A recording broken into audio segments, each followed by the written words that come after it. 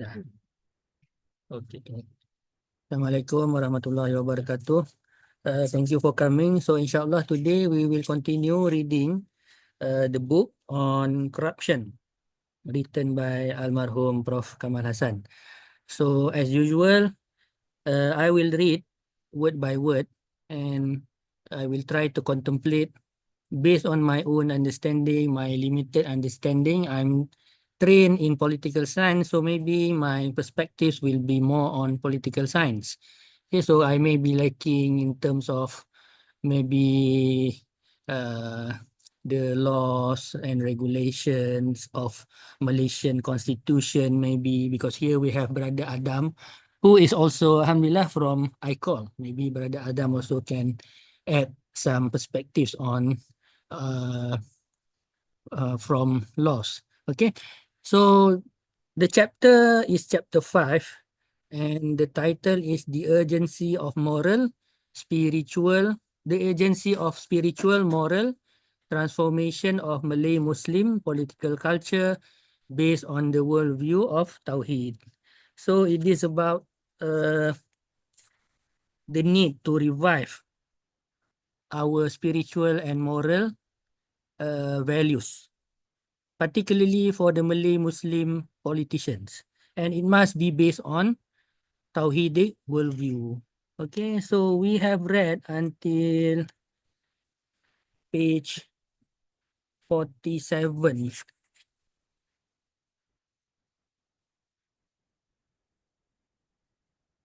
Okay, so here we have a number of suggestions by our lawyer Prof. Okay, so it is about revolutionary concepts of human beings' nature, implications for transforming Malay Muslim political culture and behavior. So in order to transform our Malay Muslim political culture, we must have here among those spiritual ethical teachings are the following. Okay, number one, the pure untarnished spiritual essence, ruh, of human beings which originated from Allah. This one we have read. Should lead Malay Muslim politicians to give more and special attention to spiritual needs and values of the people and the nation. Be the primordial covenant between Allah and all human beings. When we were asked, Alastu bi rabbikum, qalu bala shahidna. Am I not your master, Lord, sustainer? They said, indeed. Here you are, and we bear witness to it. So this happened, as we know, during when we were in the Alam Ruh, right? Makes the natural primordial disposition of human beings called the fitrah. Okay, so C, the divine amanah or trust accepted by human beings, as quoted, as mentioned in Al-Ahzab, verse 72, as responsible vicegerents or representatives of Allah who were given the limited free will and choice to choose from different paths in developing the world and build civilizations. Imarah al-Ard, in accordance with the higher objectives of the Shariah or Maqasid al-Shariah, should make political leaders realize their accountability to Allah and the Day of Judgment. So I think this is the suggestions by Rayhan Prof about on how we can the Malay Muslims together with non-Malay Muslim Ummah in Malaysia need to be reminded and reinforced with several important spiritual ethical teaching of Islam, which should become part and parcel of their Islamic religious knowledge, from which they would draw. So these are the suggestions by Allāh and Prof for Malay Muslim Ummah, okay, for us to remind us, okay, to remind us about this, so that we will be on the right path. Okay, number one, Al-Ham is talking about the need to purify our roh. Number two, B, the need to recognize that we are the abd. Okay, we are the servants of Allah. Number three, to remember that we have amanah. Okay, we have the trust bestowed upon us by Allah, as we are all the vicegerents or the Khalifah of Allah fil ard. Okay, and we have to build civilizations, not only to carry that amanah, but we must, because we carry that amanah, therefore we must build our civilizations in accordance with maqasid al-Shari'ah. Okay, and therefore political leaders will realize that they have the responsibility, realize their accountability to Allah on the day of judgment in the ways they handle the divine amanah or reason. Divine amanah of reason, because we have the capacity to reason. Yes, we are mukallaf, right? We are human beings. We are insan, created by Allah. So we have that capacity of to reason, to think logically. Okay, so it must be in line with the divine revelations. Okay, religious obligations, authority, knowledge, wisdom, and whether they contribute to the proper development or advancement of society in accordance with the objectives of Sharia or not. So we must always refer to the revelations, to the Sharia, whether we are doing it correctly or not. All right, whether we are carrying the amanah correctly or not. So always check. The awareness that this divine trust is also shared by non-Muslim fellow citizens. The awareness that this divine trust is also shared by non-Muslim fellow citizens, irrespective of whether they know it or not, should induce Muslims to treat their fellow citizens in the spirit of respecting the dignity of human being. Insaniyah al-Islam. Okay, meaning to say, even though the non-Muslims, even though they do not understand maybe, right, our Islamic tenets, our Islamic teachings, we still, even though they do not know, we still have to treat them according to what we believe in, because in Islam we should treat everyone properly, even though they are not Muslims, but they are human beings just like us. So we should have this respect on their dignity. The key role of the soul. So I will, as usual, I will try to read as far as we can, because as we know, our Raham Prof, his ideas are very, very deep, right? So to discuss it, one chapter in one session, I think it is quite difficult to do. So as usual, we will read phase by phase.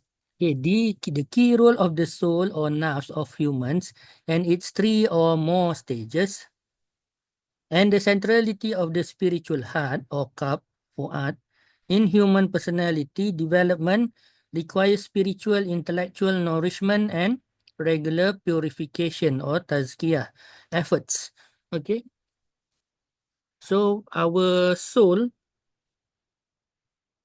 and its three or more stages and its qalb require regular tazkiyatun nafs, regular purification. We always need to do this. Sometimes our iman is up, sometimes is down, so we have to purify every time, so that the human personality will not be corrupted, polluted, and afflicted by the destructive diseases of kufr or disbelief, shirk, or polytheistic beliefs or acts, kibr or arrogance, riya, dissimulation, hasad, envy, jealousy, hiqd, malice, spite, rancor, ujub, self-admiration, conceitedness, delusion. So ujub is different from riya here. As usual, I always mention every time it is quite unique when we read Allahyarham's writings. Okay, because because he was trained in Usuluddin, so we can see even though when he talks about politics, he will go deep, okay, to this talking about soul, okay, qalb, ujub, self-admiration, okay, hub al-riyasah, love or craving for social status or recognition. So maybe for layman, riya is enough, right? Riya is the same thing with ujub. But here, there are differentiations between riya, ujub, and hub al-riyasah. Hub al-dunya, love or craving for the fleeting pleasures of the mundane world and other kinds of gurur, delusions, deceptions, or illusions. So all of this will happen if we don't purify our cup regularly. Particularly for Malay Muslim politicians, okay, because this book addressing them, okay, as what we have read previously. Regularly, Allahyarham Prof, he dedicated his ideas especially for Malay Muslim politicians. This agenda or self-introspection, self-reform, self-purification, and self-transformation and moral spiritual growth in accordance with the teachings of the Quran and the Sunnah should be given highest priority by all potential would-be leaders, including senior leaders in Malay Muslim parties, because the diseases of the spiritual heart, amrod al-qalb, are among the deep unseen roots of moral decay. Okay, so again, as I mentioned just now, here we can see directly to Malay Muslim parties. Okay, senior leaders in Malay Muslim parties should always do tazkiyatun nafs. Okay, because of these deep unseen roots, okay, that contribute to moral decay, ethical deviation, political corruption, and hypocrisy. So as usual, as I mentioned to you, in political science, I always previously came across many works that try to study about political problems, but never, quite difficult to find a political scientist that talks about the reason for all of these problems are actually because of is actually because of this, of these unseen roots, which is the problem of the heart. Okay, Islam teaches that egoism, greed, intellectual arrogance, narcissism. This one is quite popular right now. Narcissist. Okay.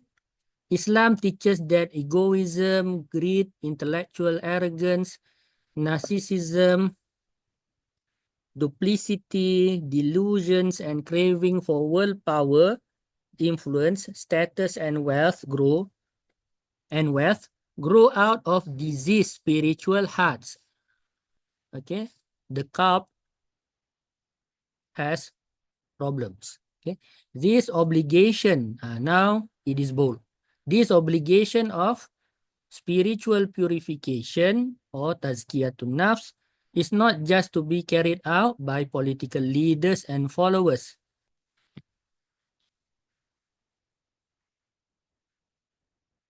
but by all kind of leaders in the Muslim community. Okay, And so dedicated to political leaders, but not only them, but also all kind of leaders in Muslim community. Okay, page 49. Page 49. Okay, so maybe we are leaders in organizations, okay, in universities. In fact, Imam Al-Ghazali, one of the greatest spiritual teachers in human history, and many other religious scholars consider the obligation as an individual religious obligation or fardu ain. Okay, so it is our obligation. It is part of fardu ain. Okay, fardu ain, which is obligatory to all of us. It is not fardu kifayah, right? So what is the obligation? To do tazkiyatun nafs. Okay, always try to purify our heart. It is not that easy. Yes, Imam Al-Ghazali, he always talk about how to purify our hearts, right? Go deep into that part. Okay, E, the attributes, behavior, teachings, and examples of Allah's prophets, messengers, the final messenger of Allah, the true servants of the compassionate master, the Ibadur Rahman, the holistic and integrated mindset and personality of Ulul Albab, possessors of sound intellect and intuitive knowledge. Ulul Albab is a person who possess sound intellect. Sound meaning to say rational to a certain extent, right? And intuitive knowledge. The person can know knowledge by his or her heart, as described in 16 verses of the Quran, and the personality and soul of true ulama of Allah are the best sources for guidance, inspirations, and motivation to become God-fearing, humble, selfless leaders of high. Okay, as usual, previously I mentioned quite a few times. Allahyarham Prof, when the way he wrote the book, not only this book, but other books too, the sentences usually are quite long. Okay, because maybe as I mentioned, he's from Usuluddin, so he wanted to go deep. So in order to explain deeply about something, then the wordings will be quite many. Okay, all right, here. Selfless leaders of high integrity, because when we follow the footsteps of those virtuous and selfless leaders of humanity, we will become forever conscious of our servanthood to God, accountability to our Creator, Sustainer, Master, and the absolute certainty of our meeting Him on the Day of Judgment. So the whole paragraph is one sentence. Okay, so to go deep. Okay, you must have this God conscious mindset. Okay, forever conscious of our servanthood, that we are servants. So I think this is important. Okay, to realize all the time that we are servants of whom? Servants of Allah. Okay, so we must not challenge God. Not we cannot say God is dead. Okay, right? Like Nietzsche's ideas talking about that. That will be another session, inshallah. Okay, so because we want to be prepared for our meeting with him on the day of in the akhirah. Okay, we have how many more points? F, and then after F, maybe we can stop at F. We'll see. Okay, the special identity, characteristics, behavior, attitudes, and responsibilities of true believers or al-mu'minun to gain holistic success and permanent well-being, or al-falah, and avert through misery and permanent loss, al-khusran, should be the model to be followed by all Muslims in all spheres of human activities, including the political. Okay, so it is not enough to be Muslims. We must become mu'min. Okay, so even the politicians, Malay Muslim politicians, also need to become mu'minun in order to achieve falah. Okay, and to avoid misery or permanent loss. Okay. References in the Quran and the Sunnah regarding the virtues of those who have believed, al-adhina amanu, or the al-mu'minun, believers, are too numerous to be highlighted here. Okay, so if we believe, then we will have many rewards from Allah. All Muslims, politicians or otherwise, who regard themselves as true believers, believers here with the capital B, must understand, bold, okay, must understand, stress here, the meaning, significance, and implications of being believers by studying relevant verses of the Quran, including the verses cited in this part, so that they can internalize those meanings to become the main features of their identity and to translate them into good deeds, righteous actions or amal soleh, moral conduct, suluk, and comprehensive way of life. We must understand meanings of relevant verses. The positive rewards for such commendable efforts are assured by Allah in this world and the hereafter. One of the characteristics of true believers is the following. Indeed, the true believers are those who, when Allah's name is mentioned, their hearts tremble. And when his verses are recited to them, their faith grows, and who put their trust in their Lord. Okay? And another one, indeed, the true believers are those who have believed in Allah and his messenger, and then they did not entertain any doubt and strove hard in the way of Allah with their lives and their possessions. Those are the truthful ones. These are some of the characteristics of mu'minun. Okay. Oh, we have more. Tell them, O Prophet, if your fathers and your sons and your brothers and your wives and your tribe and the riches you have acquired and the commerce of which you fear a slackening and the dwellings that you love, if they are dearer to you than Allah and his messenger and striving in his cause, then wait until Allah brings about his decree. Allah does not guide the evil doing folk. This is quite heavy, right?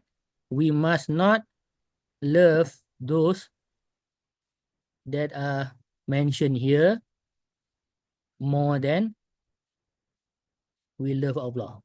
Okay? If not, then wait until Allah will bring his decree. This one is quite, difficult, right? We must not do that. A reminder.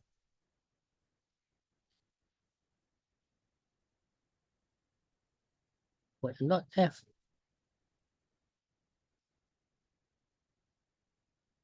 Okay. So far, anything?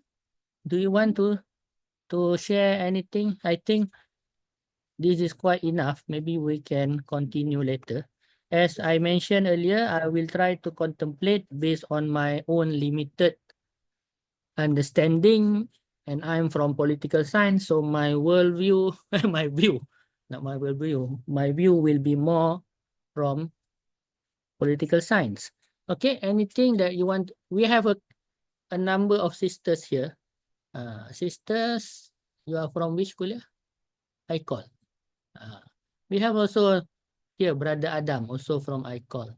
Do you want to say anything from what, even though you just entered, anything that you want to share from your own opinion. This book is about corruption, right? Especially corruptions that happen within our own Malay Muslim community. Okay. I think the point that we just got from simple reading just now is to get the sources of become a proper Muslim is that we should follow the sources of Rasulullah, and also the step that Allah has turunkan dalam Al-Quran. And then to become the success person like Rasulullah, we must follow the attributes, the characteristics, and so on. And that is mentioned in Al-Quran and Sunnah. I guess that is simple reading. Yeah. Okay, thank you. Do you want to add anything? If I can add, among what Safia has said just now, to become the best, maybe I can say the best minun is by being a good model to others. Yeah, that's good. Yeah, that's good. Anything, sister? On hypocrisy is another. Al-Rahman Prof, he talks about in this book about hypocrisy, not only about corruption, about hypocrisy. Hypocrisy meaning to say kemunafikan, right? Have you ever observed anything, your disappointment maybe with regards to our condition, our political situation? Al-Rahman Prof, he wrote this book because of that. Before he passed away, he felt as if he had to write this book before he left us, because he was worried about our situation, our political context. Anything? You are from ICOL, three of you. I believe that also you also learn, right, about politics. Okay, that's it. Okay, thank you. All right. So anyone from the floor, Adam, do you want to say anything? No, Doctor. Adam, as usual, will be very critical. Not anything, Adam? Nothing, Doctor. Okay, good, Adam. Okay. All right. I think if there's nothing, Alhamdulillah, thank you for coming. I think, have you signed in? The attendance is already shared, right? Okay. Okay, if there's nothing, thank you. Inshallah, as usual, we will do this. First week, I will read the red book, the book on corruption. Second week, Dr. Nurjannah, she will read the book on science and Quran. Third Friday, okay, third Friday of every month, I will read the book on moderation. Fourth Jumaah, Dr. Nurjannah will read Salam Kasih. Okay, all of these are the books of Allahyarham Prof. Kamal Hassan, and we are doing it here at his memorial library, his library, okay, MKH library. All right, to enliven this library. Okay, thank you for coming. We end our session with Tasbih Kafarah and Suratul As.